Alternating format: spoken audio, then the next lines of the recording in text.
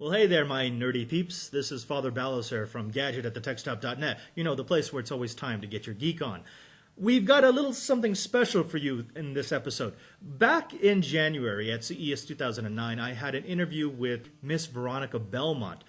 Unfortunately, of the hours and hours of footage that we took at CES, that was the interview that our Sony camera decided to eat.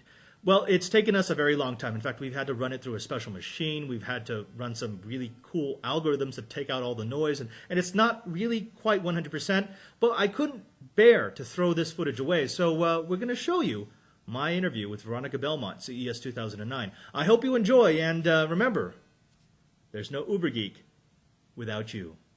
I am checking. Oh, hello. Hi. They're like, who's that? They don't even know who I am. They should, if they're here. You know, that's okay.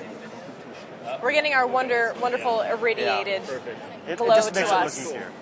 Our Okay, ready? Hey, and welcome back to Gadget at thetechstop.net. I'm Father Robert Ballecer, and we're here in the Central Hall of CES 2009.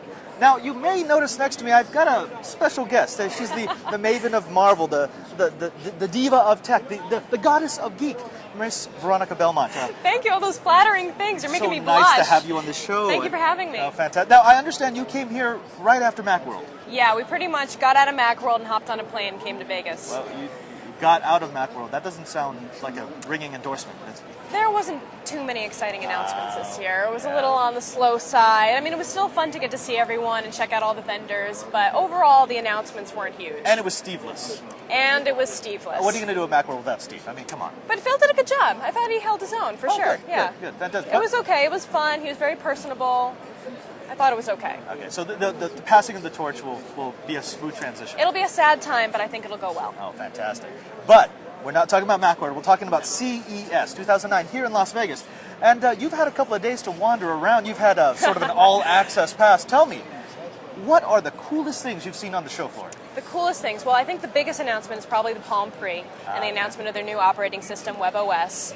I mean, it's pretty revolutionary. They really had to step up the game and kind of come out with a new product that would take a little bit of attention, at least, away from the iPhone. Yeah. Because, you know, Palm was that's right. big You're back a in the fan day. of the Palm. You miss your old Trio. No, I have never been a Trio user. Oh, okay. I have never been a Trio. Not that that's a bad thing. I don't want to offend any Trio users out there because it's a great product. I have to put a disclaimer here because you did mention the Palm. Mr. Jim Espinas right here. His brother is actually one of the execs for Palm, so you can talk to him about the. Well, congratulations. just so you know, we're not. No, it's really cool. I mean, the interface, easy touch, everything about it is a step up from what they've done in the past, and I think it's probably going to be a success this year. Now, is it ready for prime time, or do you see some development time? Do you see it going through a couple of generations before people really say, hey, this is an alternative? It depends. I mean, it all depends on what the developers come up with in terms of the applications that'll run on the device. It's got, JavaScript and HTML, CSS, all that stuff that people can develop for. So it's going to be pretty wide open. A little easier to develop for than the iPhone, I would say. Yeah. So we might see some interesting products. But overall, it's an easy-to-use product, and it kind of combines that whole smartphone thing with a really intuitive UI. So I think it'll be a hit both with business users and consumers in general. Yeah. So it's really going to come down to the apps. I mean, if they can get some good apps on there, some killer apps, then people will come over. If not... I heard the App Store actually looks very similar to the iPhone App Store right now. Which is a good thing. Yeah. I mean, the iPhone App Store actually works quite well. Even though I'm not an iPhone user myself, I see brilliance when I see it. We're still waiting to find out when it's going to come out exactly, but first half of this year is looking pretty good. That's what they're hoping for anyway. We'll see if it really comes true. So that's personal tech. What about, say, home tech or networking tech or even home theater tech? Have you seen anything that's stood out among all the blinking, glowing, flashing things on the show floor? Well, there is a gesture-based interface over there at Toshiba, which is really cool and very Minority Report. And you hold your hands like this, and then you can flip if you've got a globe full of pictures. That's what they're showing off right now is this kind of photo album style thing. And you just move your hands around and slap it around a little bit, and the globe spins, and you can pick new pictures, and then you can zoom in and out by going like this, kind of wax on, wax off style. So, it's still a prototype, but it's interesting to see what we're going to see in the future at some point. So Minority Report. Minority Report is our real future. Okay. But in terms of everything else, I think it's really the year that wireless HD, wireless charging, getting rid of cords in all aspects. I think that's what we're going to see in a big way in 2009. Who's leading wireless HD, wireless signal? It's kind of hard to say. I haven't gotten a chance to walk around and see too many of the devices. I think Geffen has a device for wireless HD. Yes. That's going to be a big hit, and the Engadget guys tried that one out and said that it worked pretty well.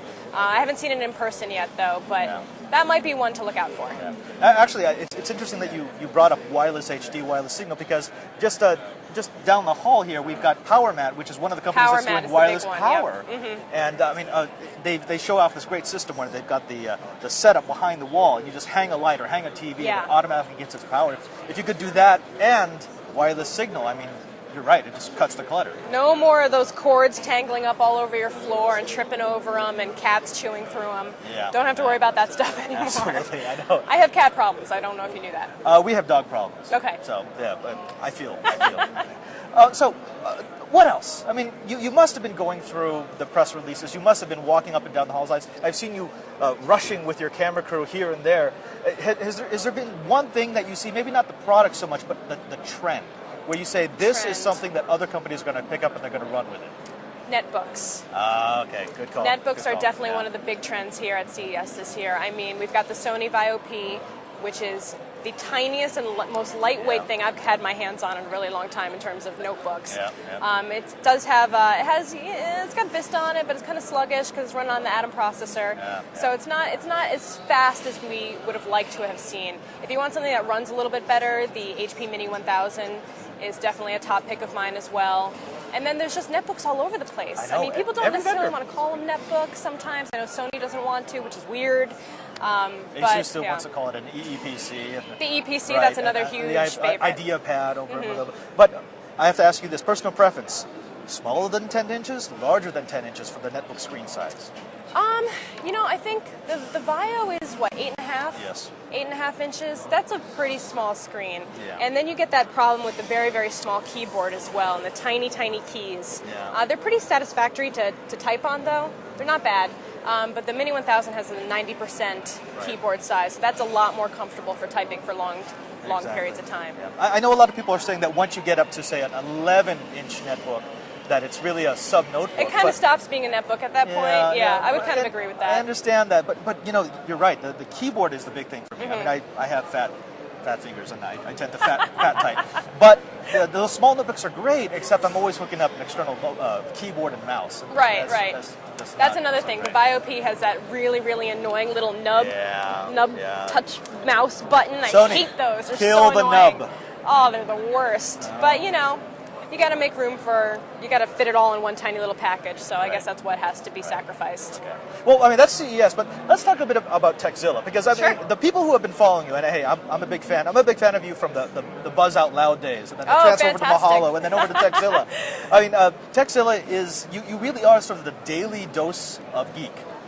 We do have the Daily Show, yeah. Absolutely. And where do you see that going? I mean, what are you going to have for us, say, in the next month that really brings us back? What's the must-see Techzilla TV? The must-see Techzilla TV. Well, on our weekly show, we've been doing a few more building style stuff. Like we did a little photo studio. We're working on an audio studio as well. I know that's usually more in the realm of system, and Patrick likes to hoard all those cool projects to himself. Yes. But, I want to get my hands dirty a little bit, so I think we might do some fun projects that you can do real easy at home in your spare time with a minimum amount of expense. I like that kind of DIY project. No soldering even, just taping stuff together. That's all I need to do. Absolutely. And of course, we're going to continue doing viewer questions, and we'd like as many people as we can possibly get to watch the show, so maybe some more distribution deals. I don't know. You'll have to ask Jim about that. Okay. Now a quick plug, if they want to find your show, where should they go? They can go to Techzilla.com, or they can go to Revision 3 and check out all our other shows. And we've got the weekly show every week. It comes out on Saturday. That's about 30 minutes. And then we have the daily tips, Techzilla Daily, that come out, obviously, every day. Now, one last thing, more of a personal matter. I understand that you are quite the rock band champion. I wouldn't say True, champion. true or false? Well, okay, you're being modest, but you do rock out, yes? I play an awful lot of rock bands, yes. Okay, That okay. would be accurate. So at some point, if we were to lay down a challenge, say a Techzilla crew versus the TechStop crew rock band challenge, would you be up to that? I don't know. I don't know how much these other guys play. I've seen Roger play, though. He's not too I bad. know Patrick plays, so I haven't seen Patrick play. I've never played with Patrick before. the big thing is, do you have a singer? I think we could find someone to do some singing. Yeah? All right. Well, okay. We'll work something out. Well, keep that in the back of your mind. Sounds exciting. We've been here in the Central Hall of CES 2009. I'm here with a special guest, Miss Veronica Belmont from Techzilla. And please, stay tuned because we're going to bring you more CES goodness at the techstop.net. Bye-bye.